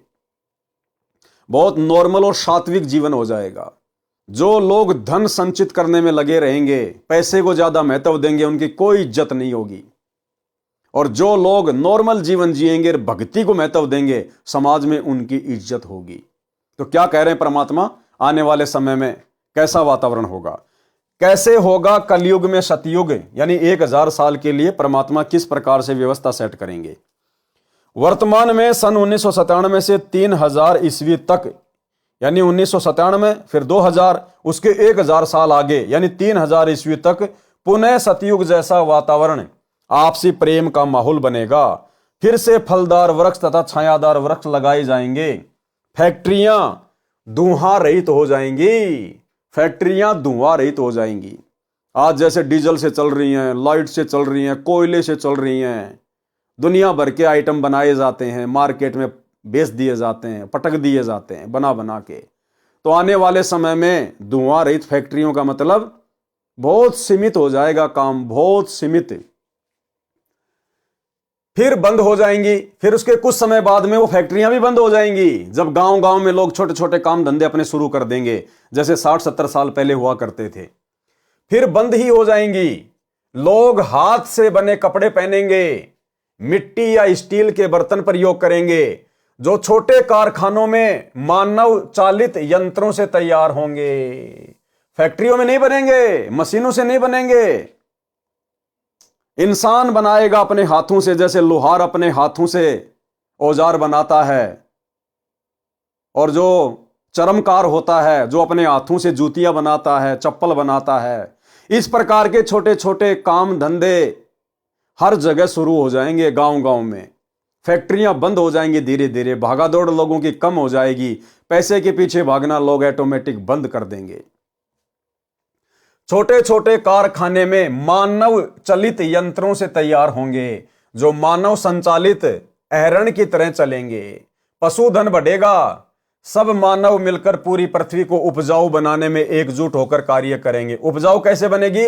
लोग यूरिया का उपयोग बंद कर देंगे, पेस्टिसाइड्स का उपयोग बंद कर देंगे, परमात्मा की भक्ति करेंगे। तो देना तो परमात्मा ने है, परमात्मा तो बंजर जमीन में दे दे। तो जब लोगों को ज्ञान होगा इस बात का, भक्ति मार्ग से जुड़ेंगे, क्यों हम जहर क्यों खाएं, क्यों जहर का भोग अपने भगवान को लगाएं, क्यों हम दुनिया को खिलाएं। आदमी यूरिया और पेस्टिसाइड्स का प्रयोग ही बंद कर देगा। जैसे वर्तमान में सतसेवक भाई बहनों ने यूरिया डालना और कीटनाशक का प्रयोग बिल्कुल बंद कर दिया, चाहे फसल हो या ना हो। और क्यों नहीं होगी? सतगुरु की शरण में, समर्थ की शरण में है। वो तो बिना जमीन के दे दे, बिना बीज के दे दे, फिर हम तो उसकी शरण में, उसके भगत हैं। परमात्मा सब कुछ देगा। पशुधन बढ़ेगा, सब मानव मिलकर पूरी पृथ्वी को उपजाऊ बनाने में एकजुट होकर कार्य करेंगे। कोई धनी व्यक्ति अहंकारी नहीं होगा, वह अधिक धन दान में देगा। जो अधिक धन संग्रह करेगा उसे मूर्ख कहा जाएगा। उसको ज्ञान समझाकर सामान्य जीवन जीने की प्रेरणा दी जाएगी, जिसको वह स्वीकार करेगा। सामान्य जीवन जीने वाले और भक्ति दान धर्म करने वालों की प्रशंसा हुआ करेगी। पश्चिमी देशों यानी अमेरिका, इंग्लैंड आदि आदि वाली सभ्यता समाप्त हो जाएगी। स्त्री पुरुष पूरे वस्त्र पहना करेंगे, सुख में जीवन जिएंगे, एक दूसरे की सहायता अपने परिवार की तरह करेंगे। कलयुग में सतयुग 1000 वर्ष तक चलेगा। अब देखो भाई और बहनों, ध्यान से देखना, कलयुग में सतयुग 1000 वर्ष तक चलेगा। केवल सतयुग जैसा माहौल चलेगा, 1000 साल तक ये भक्ति मार्ग चलेगा। सतयुग जैसा वातावरण होगा, लेकिन मोक्ष नहीं होगा। मोक्ष तो जब तक गुरुजी हैं तब तक होगा। शब्दों को ध्यान से समझिएगा, क्या कह रहे हैं परमात्मा। कलयुग में सतयुग 1000 वर्ष तक चलेगा। क्या चलेगा? सतयुग चलेगा। अच्छा माहौल हो जाएगा, बढ़िया खान पान हो जाएगा, समय पे वर्षा होगी, दोबारा से लोगों की जीवन शैली सुधरेगी। लेकिन मोक्ष नहीं होगा भाई और बहनों। मोक्ष तो जब तक सतगुरु धरती पे हैं तब तक ही गोल्डन चांस है। कलयुग में सतयुग 1000 वर्ष तक चलेगा। इसका 50% प्रभाव 2 लाख वर्ष तक तथा 30% प्रभाव 1,30,000 वर्ष तक रहेगा। अंत के 95,495 वर्षों में 95% व्यक्ति कृतघ्नी मर्यादाहीन दुष्ट हो जाएंगे, कच्चा मांस खाने लगेंगे। ये लास्ट की बातें हैं। उम्र बहुत कम यानी 20 वर्ष रह जाएगी। मानव की लंबाई 2 से 3 फुट तक रह जाएगी। 5 वर्ष की लड़की को बच्चा पैदा होगा। 80% व्यक्ति 15 वर्ष की आयु में मर जाया करेंगे। फिर एकदम पृथ्वी पर बारिश से पानी पानी हो जाएगा। जो अच्छे व्यक्ति 5% बचेंगे। और कौन बचेंगे वो 5%? जो इस कलयुग की पिछली पीढ़ी में गुरुजी के रहते सहते पार नहीं हो पाएंगे। वही शेष कुछ तो कल्कि यानी निकलंक अवतार मार देगा, जो विष्णु का अवतार आएगा लास्ट में। कुछ बाढ़ में मर जाएंगे। बचे हुए व्यक्ति ऊंचे स्थानों पर निवास करेंगे, पहाड़ों पे। पृथ्वी पर 100 फुट पानी हो जाएगा। धीरे धीरे पानी सूखेगा। पृथ्वी पर पेड़ यानी वन उगेंगे, फिर जमीन उपजाऊ होगी। कलयुग के अंत में धरती का 3 फुट नीचे तक उपजाऊ वन समाप्त हो जाएगा। पानी के कारण वह जहर पृथ्वी से बाहर पानी के ऊपर आएगा। पृथ्वी फिर से उपजाऊ होगी और पुनः सतयुग की शुरुआत होगी। फिर पुनः सतयुग, त्रेता, द्वापर, फिर इन युगों की शुरुआत होगी। अजामेल की शेष कथा। अब आगे परमात्मा उस अजामेल की कथा का ले रहे हैं। एक दिन नारद जी काशी में आए तथा किसी से पूछा कि मुझे अच्छे भगत का घर बताओ, मैंने रात्रि में रुकना है, मेरा भजन बने, उसको सेवा का लाभ मिले। उस व्यक्ति ने मजाक सूझा और कहा कि आप सामने कच्चे रास्ते जंगल की ओर जाओ, वहां एक बहुत अच्छा भगत रहता है। भगत तो एकांत में ही रहते हैं ना, आप कृपया जाओ। लगभग 1 मील आधा कोस दूर उसकी कुटिया है। गर्मी का मौसम था, सूर्य अस्त होने में 1.5 घंटा शेष था। नारद जी को द्वार पर देखकर मेनका अति प्रसन्न हुई, क्योंकि प्रथम बार कोई मनुष्य उनके घर आया था, वह भी ऋषि। पूर्व जन्म के भक्ति संस्कार अंदर जमा थे, उन पर जैसे बारिश का जल गिर गया हो, ऐसे एकदम अंकुरित हो गए। मेनका ने ऋषि जी का अत्यधिक सत्कार किया, कहा कि न जाने कौन से जन्म के शुभ कर्म आगे आए हैं, जो हम पापियों के घर भगवान स्वरूप ऋषि जी आए हैं। ऋषि जी के बैठने के लिए एक वृक्ष के नीचे चटाई बिछा दी, उसके ऊपर मृगछाला बिछाकर बैठने को कहा। नारद जी को पूर्ण विश्वास हो गया कि वास्तव में ये पक्के भगत हैं, बहुत अच्छा समय बीतेगा। कुछ देर में अजामेल आया और जो तीतर खरगोश मारकर लाया था वह लाठी में टांग कर आंगन में प्रवेश हुआ। अपनी पत्नी से कहा कि ले रसोई तैयार कर। सामने ऋषि जी को बैठे देखकर दंडवत प्रणाम किया और अपने भाग्य को सराहने लगा। कहा कि ऋषि जी, मैं स्नान करके आता हूं, तब आपके चरण चंपी करूंगा। यह कहकर अजामेल निकट के तालाब पर चला गया। नारद जी ने मेनका से पूछा कि देवी, ये कौन है? उत्तर मिला कि ये मेरा पति अजामेल है। नारद जी को विश्वास नहीं हो रहा था कि ये क्या चक्रव्यूह है। विचार तो भक्तों से भी ऊपर, परंतु कर्म कैसे? नारद जी ने देखा इनके विचार तो भक्तों से भी ऊपर हैं, लेकिन इनके जो ये कर्म हैं, ये देखो कितने बिगड़े हुए हैं। और भाइयों और बहनों, वर्तमान में वही स्थिति सतगुरु रामपाल जी परमेश्वर जी के साथ बन गई जो नारद जी के साथ बनी थी। आज मजबूरन सतगुरु रामपाल जी परमेश्वर जी को शतलोक आश्रमों से जुड़ी हुई संगत, अपने परिवार और कोऑर्डिनेटरों के विषय में ये शब्द बोलने पड़ गए कि बच्चों तुम क्या कर रहे हो? अच्छे इंसान तो जगत में भी ऐसा नहीं करते जैसा तुम भगत कर रहे हो। यानी 90% भगत समाज को सतगुरु रामपाल जी ने आम भक्तिहीन समाज से भी नीचे की कैटेगरी में खड़ा कर दिया कि नालायकों, ज्ञान तुम्हारे को इतना अनमोल दे दिया और मेरे जेल जाने के बाद तुम ये क्या कर्म कर रहे हो? तुम्हारे से तो जगत वाले भी अच्छे, जगत वाले भी। और कोऑर्डिनेटरों के विषय में क्या बताया गुरुदेव ने? अपनी गुरु बहनों के साथ में अश्लील हरकतें कर रहे हैं और गुरुदेव कह रहे हैं तुम्हें थोड़ा सा सुख होते ही पक्के एजेंट काल के बन जाते हो। तो नारद वाली सतगुरु रामपाल जी परमेश्वर जी के साथ बनी हुई है। सुनिए सत्संग। विचार करना होगा कि हम कौन है, कहां से आए। आपस में खेचातानी रखते हो अभी भी भगत हो गए। अच्छे इंसान तो जगत वाले भी ना करते ऐसा जैसे भगत कर रही है। अच्छे इंसान तो जगत वाले भी ना करते ऐसा जैसे भगत कर रही है। अच्छे इंसान तो जगत वाले भी ना करते ऐसा जैसे भगत कर रही है। किसी को छोटी सी सेवा दे देते, कोऑर्डिनेटर बना दिया, उन्होंने सोचा मैं खुदा बन गया। और इतना शिक्षा तो पड़े, मजदूर बनो सीखो, मजदूर। और कई देखा है कि कोऑर्डिनेटर या जिसकी जो भी व्यवस्था लगाई जाती है वो व्यवहार भी ठीक नहीं करते, धमकान लग जाते, फुरकान लग जाते। और कुछ ऐसी भी शिकायतें आई हैं जो बहन बेटियों के साथ गलत मैसेज भी डालते हैं। तो वो दुष्ट लोग ना तो कोऑर्डिनेटर के योग्य है ना वो भगत के योग्य। और कुछ ऐसी भी शिकायतें आई हैं जो बहन बेटियों के साथ गलत मैसेज भी डालते हैं। तो वो दुष्ट लोग ना तो कोऑर्डिनेटर के योग्य है ना वो भगत के योग्य। और कुछ ऐसी भी शिकायतें आई हैं जो बहन बेटियों के साथ गलत मैसेज भी डालते हैं। तो वो दुष्ट लोग ना तो कोऑर्डिनेटर के योग्य है ना वो भगत के योग्य। तो ऐसा तो संगत माई कुसंगत उपजेगी और ऐसी कुसंगत होगी फिर हम रखेंगे नहीं उसको खेत में। किसान उस कुबाड़ को पाड़ कर खेत तो बाहर फेंक देता है। तो उसको आप मिशन से निकाल दिया जाया करेगा। सुधर जाओ, एक के नहीं सुनी जाया करती थी, सामूहिक शिक्षा दी जाती है, अमल कर लो इन पे। कर्म बतेरे फोड़ लिए, इस ज्ञान का असर क्या हुआ? थोड़ा सा सुख होते फिर पक्के एजेंट काल के बन जाते, बकवाद वही करनी, भगवान से दूर हो जाना।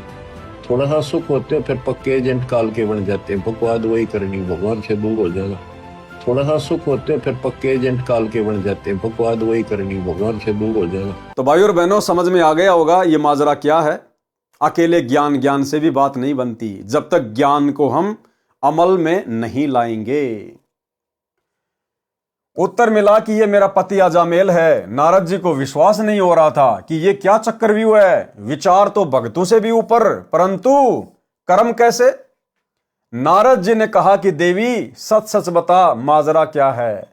शहर में मैंने पूछा था कि किसी अच्छे भगत का घर बताओ, तो आपका एकांत स्थान वाला घर बताया था। आपके व्यवहार से मुझे पूर्ण संतोष हुआ कि सच में भक्तों के घर आ गया हूं। ये मांसाहारी आपका पति है तो आप भी मांसाहारी हैं। मेरे साथ मजाक हुआ है। ऋषि नारद उठकर चलने लगा। मेनका ने चरण पकड़ लिए। तब तक अजामेल भी आ गया। अजामेल भी समझ गया कि ऋषि जी गलती से आए हैं, अब जा रहे हैं।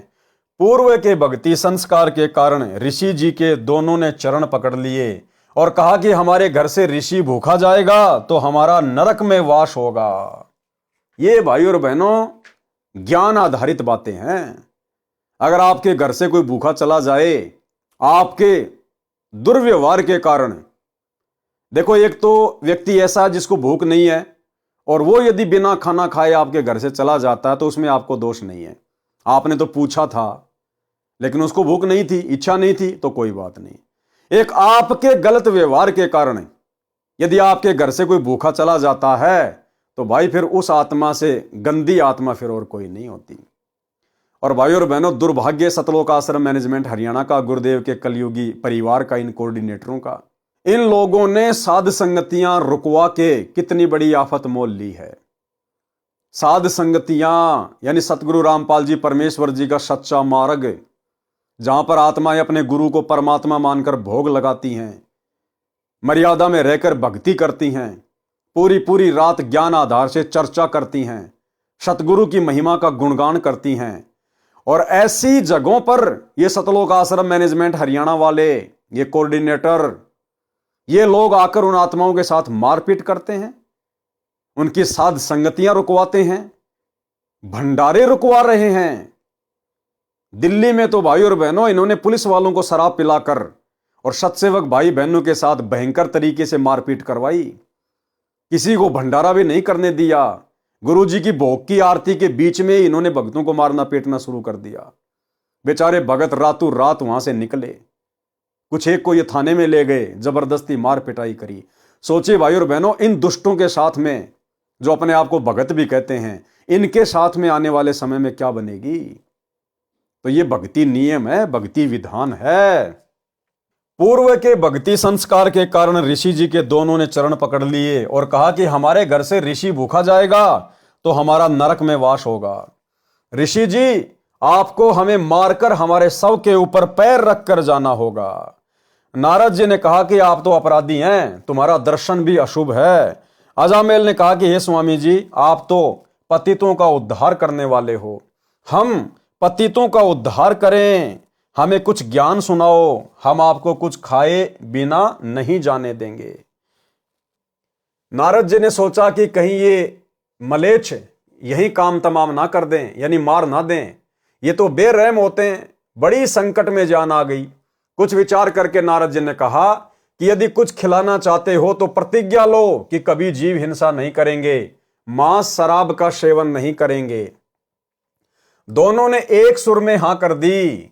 सौगंध है गुरुदेव, कभी जीव हिंसा नहीं करेंगे, कभी शराब मांस का सेवन नहीं करेंगे। नारद जी ने कहा कि पहले ये मांस दूर डाल कर आओ और शाकाहारी भोजन पकाओ। तुरंत अजामेल ने वह मांस दूर जंगल में डाला। मेनका ने कुटिया की सफाई की, फिर पानी छिड़का, चूल्हा लिपा। अजामेल बोला कि मैं शहर से आटा लाता हूं, मेनका तुम सब्जी बनाओ। नारद जी की जान में जान आई। भोजन खाया। गर्मी का मौसम था। एक वृक्ष के नीचे नारद जी की चटाई बिछा दी। स्वयं दोनों बारी बारी सारी रात पंखे से हवा चलाते रहे। नारद जी बैठकर भजन करने लगे। फिर कुछ समय पश्चात आंखें खुली तो देखा कि दोनों अडिग सेवा कर रहे हैं। नारद जी ने कहा कि आप दोनों भक्ति करो, राम का नाम जाप करो। दोनों ने कहा कि ऋषि जी भक्ति नहीं कर सकते, रुचि ही नहीं बनती, और कोई सेवा बताओ। परमेश्वर कबीर जी ने कहा है कि कबीर पिछले पाप से हरि चर्चा ना सुहावे, कह ऊंगे के उठ चले, कह और बात चलावे। तुलसी पिछले पाप से हरि चर्चा ना भावे, जैसे जवर के वेग से भूख विदा हो जावे। भावार्थ, जैसे जवर यानी बुखार के कारण रोगी को भूख नहीं लगती, वैसे ही पापों के प्रभाव से व्यक्ति को परमात्मा की चर्चा में रुचि नहीं होती। या तो सत्संग में ऊँघने लगेगा या कोई अन्य चर्चा करने लगेगा, उसको श्रोता बोलने से मना करेगा तो उठकर चला जाएगा। यही दशा अजामेल तथा मेनका की थी। नारद जी ने कहा कि हे अजामेल, एक आज्ञा का पालन अवश्य करना। आपकी पत्नी को लड़का उत्पन्न होगा, उसका नाम नारायण रखना। ऋषि जी चले गए। अजामेल को पुत्र प्राप्त हुआ, उसका नाम नारायण रखा। इकलौते पुत्र में अत्यधिक मोह हो गया। जरा भी इधर उधर हो जाए तो अजामेल अरे नारायण आजा बेटा करने लग जाता। ऋषि जी का उद्देश्य था कि यह कर्महीन दंपत्ति इसी बहाने परमात्मा को याद कर लेगा तो कल्याण हो जाएगा। नारद जी ने कहा था कि अंत समय में यदि यम के दूत जीव को लेने आ जाएं तो नारायण कहने से छोड़कर चले जाते हैं, भगवान के दूत आकर ले जाते हैं। एक दिन अचानक अजामेल की मृत्यु हो गई। यम के दूत आ गए, उनको देखकर कहा कि कहां गया नारायण बेटा, आजा। पौराणिक लोग कहते हैं कि ऐसा कहते ही भगवान विष्णु के दूत आए और यम दूतों से कहा कि इसकी आत्मा को हम लेकर जाएंगे, इसने नारायण को पुकारा है। यम दूतों ने कहा कि धर्मराज का हमारे को आदेश है पेश करने का। इसी बात पर दोनों का युद्ध हुआ। भगवान के दूत अजामेल को ले गए। वास्तव में यमदूत धर्मराज के पास लेकर गए। धर्मराज ने अजामेल का खाता खोला तो उसकी 4 वर्ष की आयु शेष थी। फिर देखा कि इसी काशी शहर में दूसरा अजामेल है, उसके पिता का अन्य नाम है, उसको लाना था। उसे लाओ, इसको तुरंत छोड़ कर आओ। अजामेल की मृत्यु के पश्चात उसकी पत्नी रो रो कर विलाप कर रही थी, विचार कर रही थी कि अब इस जंगल में मैं कैसे रह पाऊंगी, बच्चे का पालन कैसे करूंगी, ये क्या बनी भगवान। वह रोती रोती लकड़ियां इकट्ठी कर रही थी। कुटिया के पास में शव को खींचकर ले गई। इतने में अजामेल उठकर बैठ गया। कुछ देर तो शरीर ने कार्य ही नहीं किया। कुछ समय के बाद अपनी पत्नी से कहा कि ये क्या कर रही हो। पत्नी की खुशी का ठिकाना नहीं था। कहा कि आपकी मृत्यु हो गई थी। अजामेल ने बताया कि यम के दूत मुझे धर्मराज के पास लेकर गए। मेरा खाता देखा तो मेरी 4 वर्ष आयु शेष थी। मुझे छोड़ दिया और काशी शहर से एक अन्य अजामेल को लेकर जाएंगे, उसकी मृत्यु होगी। अगले दिन अजामेल शहर गया तो अजामेल के शव को शमशान घाट ले जा रहे थे। तुरंत वापस आया, अपनी पत्नी से बताया कि वह अजामेल मर गया है, उसका अंतिम संस्कार करने जा रहे हैं। अब अजामेल को भय हुआ कि भक्ति नहीं की तो ऊपर बुरी तरह पिटाई हो रही थी। नरक में हाहाकार मच रहा था। नारद जी आए तो अजामेल ने कहा कि गुरुजी मेरे साथ ऐसा हुआ। मेरी आयु 4 वर्ष की बताई थी, 1 वर्ष कम हो चुका है, बच्चा छोटा है, मेरी आयु बढ़ा दो। नारद जी ने कहा कि नारायण नारायण जपने से किसी की आयु नहीं बढ़ती। जो समय धर्मराज ने लिखा है उससे 1 श्वास भी घट बढ़ नहीं सकता। कथा सुनाई कि आयु वृद्धि होती है या नहीं। एक ऋषि था, उसको किसी ने हस्तरेखा देखकर बताया कि आपकी 3 दिन आयु शेष है। वह ऋषि चिंतित हुआ और बोला कि कोई उपाय बताओ जिससे मेरी आयु 4 वर्ष बढ़ जाए, मैं भक्ति करना चाहता हूं।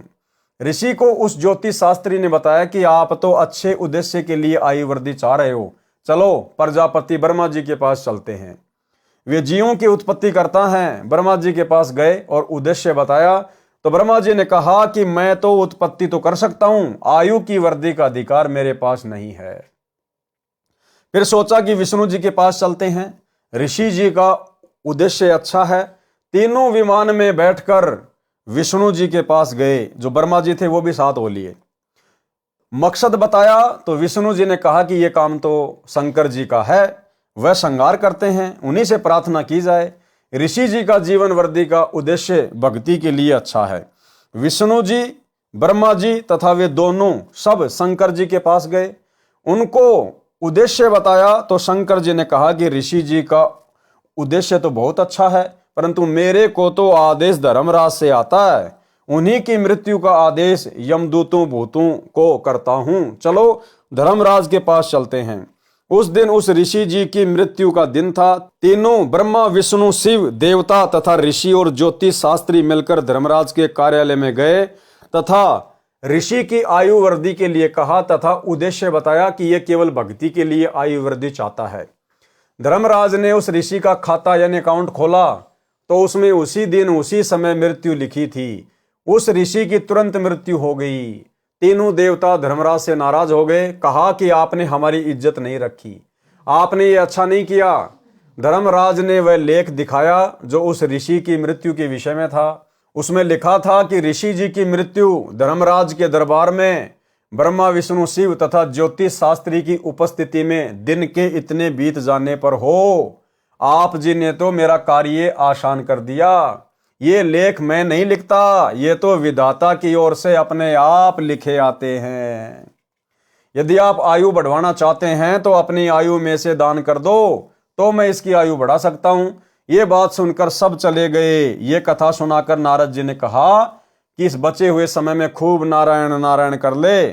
नारद जी चले गए। अजामेल की चिंता और बढ़ गई कि भक्ति का लाभ क्या हुआ। 2 वर्ष जीवन शेष था। परमेश्वर कबीर जी एक ऋषि वेश में अजामेल के घर प्रकट हुए। अब भाई और बहनों, पहले भी सारा खेल नारद ऋषि के रूप में कबीर परमात्मा सतगुरु रामपाल जी भगवान ही कर रहे थे। बाद में तो परमात्मा इसलिए दूसरा रूप बना के गए क्योंकि उससे पहले परमात्मा ने नारद ऋषि के रूप में उनके अंदर भक्ति की जो है वो कसक पैदा कर दी और परमात्मा ने एक झटका दे दिया था, उसकी मृत्यु करवा दी। वो धर्मराज के दरबार में जाके आ गया। उसने वहां पर हाहाकार देखी, नरक में किस प्रकार से जीवात्माएं अपना कर्म दंड भोगती हैं। और धर्मराज ने भी कहा था कि ये तो बहुत नीच आदमी है, इसका तो 4 साल बाद में अकाउंट लेंगे, इसके साथ तो बहुत बुरी बनेगी। तो उसके अंदर इतना भय पैदा हो गया था। फिर लास्ट में गए परमात्मा किसी अन्य रूप में और उस समय परमात्मा ने फिर उसको मंत्र दिया, तब जाकर वो आजीवन भक्ति में लगा रहा। 2 वर्ष जीवन शेष था। परमेश्वर कबीर जी एक ऋषि वेश में अजामेल के घर प्रकट हुए। अजामेल ने श्रद्धा से ऋषि जी का सम्मान किया, अपनी समस्या बताई। ऋषि रूप में सत्य पुरुष जी ने कहा कि आप मेरे से दीक्षा लो, आपकी आयु बढ़ा दूंगा। लेकिन अजामेल ने नारद जी से कथा सुनी थी कि जो आयु लिखी है वह बढ़ घट नहीं सकती। विचार किया कि दीक्षा लेकर देख लेते हैं। दोनों ने दीक्षा ली, नारायण नाम का जाप त्याग दिया, नए गुरु जी द्वारा दिया गया नाम जाप किया। मृत्यु वाले वर्ष का अंतिम महीना आया तो खाना पीना कम हो गया, परंतु मंत्र का जाप निरंतर किया। अंतिम दिन भोजन भी नहीं खाया, मंत्र जाप दृढ़ता से करता रहा। वर्ष पूरा हो गया, 1 महीना ऊपर हो गया, परंतु भय फिर भी बरकरार था। ऋषि वेश में परमेश्वर आए। दोनों पति पत्नी देखते ही दौड़े दौड़े आए, चरणों में गिर गए। गुरुदेव, आपकी कृपा से जीवन मिला है, आप तो स्वयं परमेश्वर हैं। परमेश्वर जी ने कहा कि मासा घटे न तिल बढ़े, विधाता लिखे जो लेख, और साचा सतगुरु मेट कर ऊपर मारे मेख। ठीक यही घटना भाई और बहनों सन 2000 से पहले एक भगत के साथ में घटित हुई। एक ज्योतिष ने उसको बता दिया था कि ऐसे ऐसे आपकी आयु शेष नहीं है, केवल 15 जनवरी तक आपकी आयु है, उसके बाद आपकी मृत्यु होगी होगी। पूरे परिवार को चिंता, टेंशन। फिर उन्होंने सतगुरु रामपाल जी परमेश्वर जी से दीक्षा ली और मृत्यु का समय निकट था। तो परिवार वाले कहने लगे कि महाराज जी, हम तो इसको आपके पास ही छोड़कर जा रहे हैं, क्योंकि घर वालों को विश्वास नहीं था। तो गुरुदेव ने कहा कि कोई दिक्कत नहीं है, इसको नाम मिल गया है, मर्यादा में रहेगा, परमात्मा और बढ़ाएगा। लेकिन घर वालों ने कहा कि नहीं जी, हम तो आपके पास ही सेवा के लिए छोड़कर जा रहे हैं।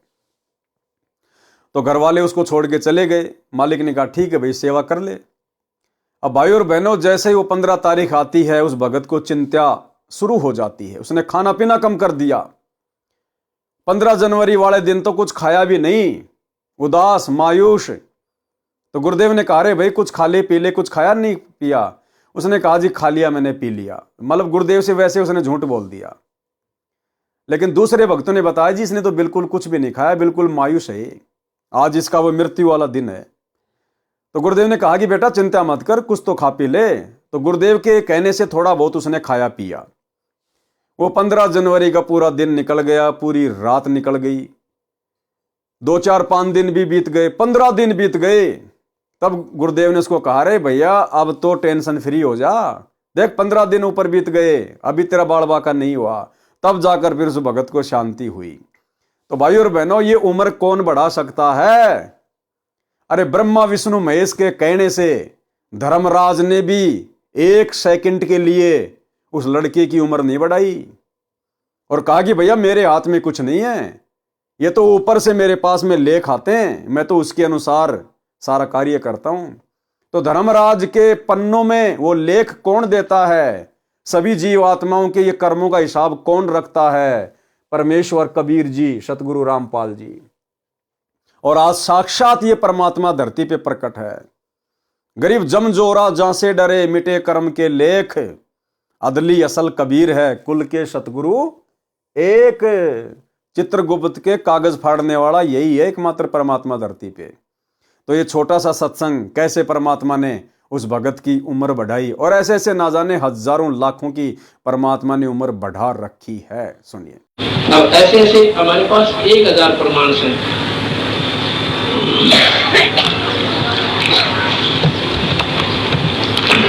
ये भगत जी मिस्त्री राज है। कृष्ण सनोफ गंगाराम गांव करोथा, करोथा में हमारा ही आश्रम भी बन गया, बाद में बना है।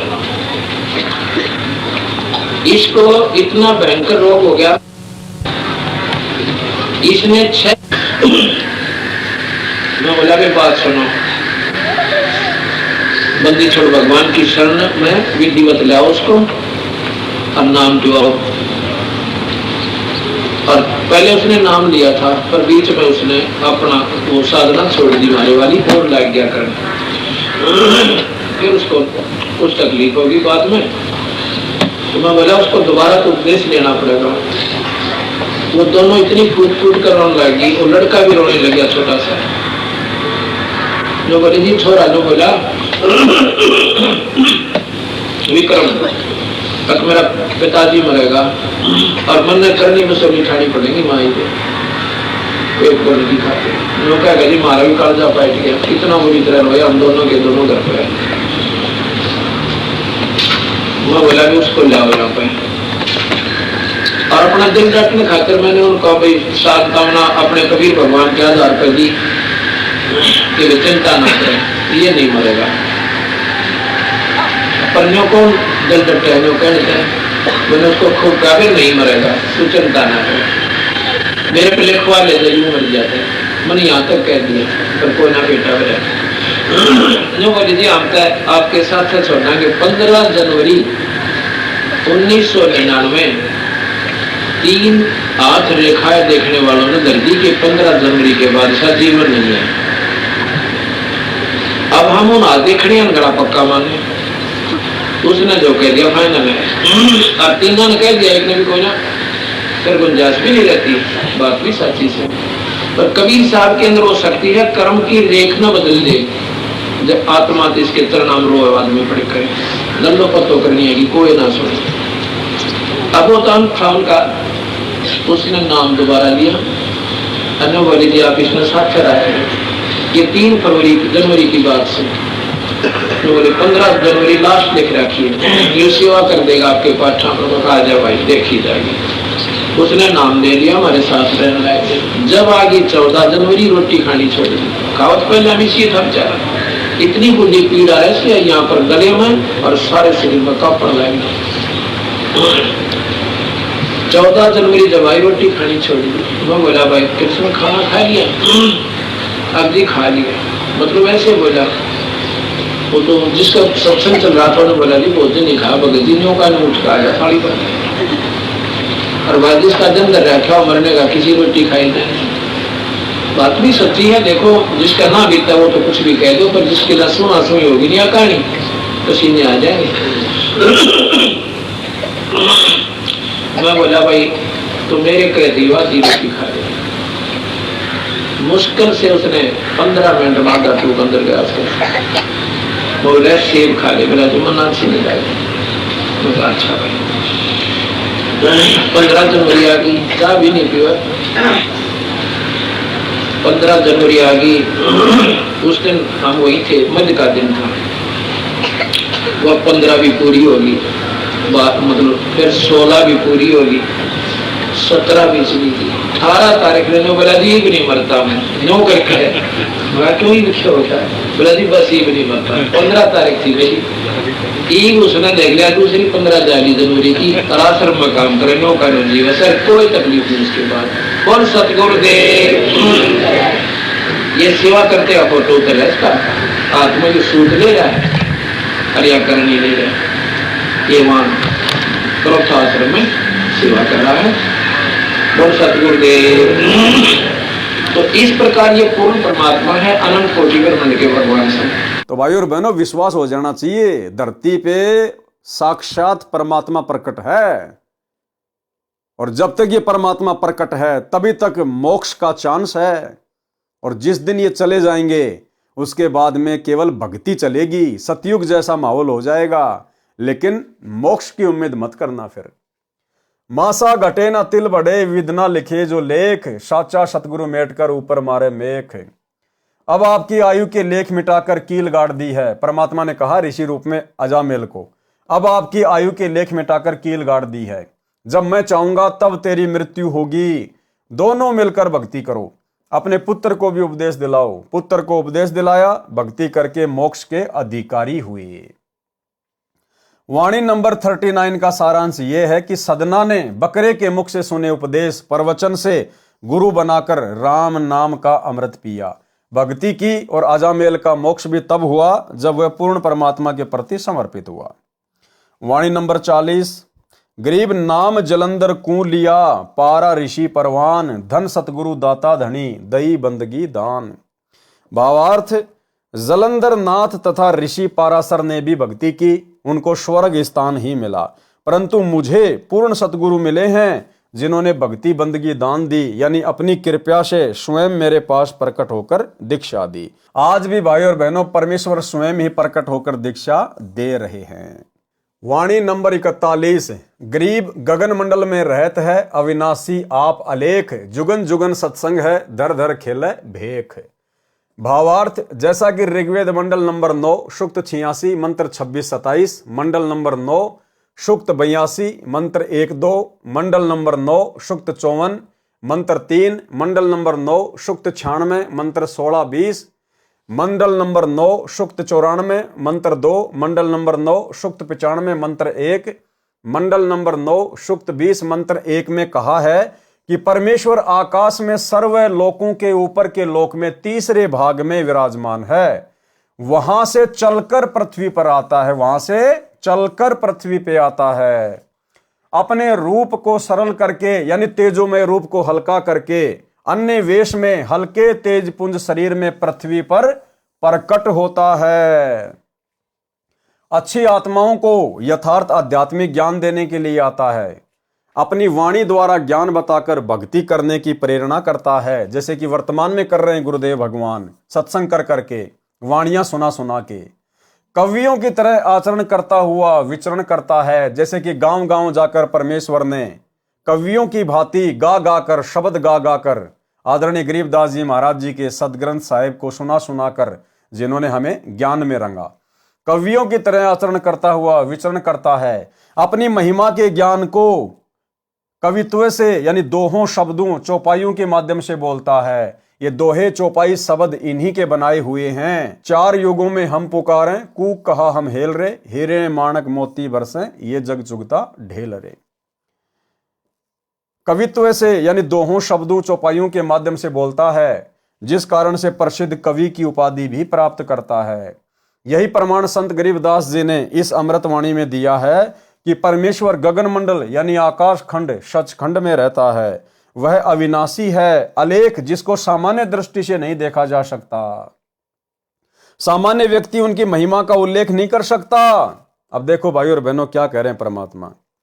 सामान्य व्यक्ति उस परमेश्वर की, उनकी महिमा का उल्लेख नहीं कर सकता। तो भाई सन 1994 से ये परमेश्वर जो महिमा कर रहे हैं, तो भाई सामान्य व्यक्ति नहीं है, क्योंकि सामान्य व्यक्ति तो उस परमेश्वर की महिमा का वर्णन कर ही नहीं सकता। और भाई और बहनों, इस परमेश्वर को छोड़कर इस पूरी सृष्टि में बाकी सब सामान्य ही हैं।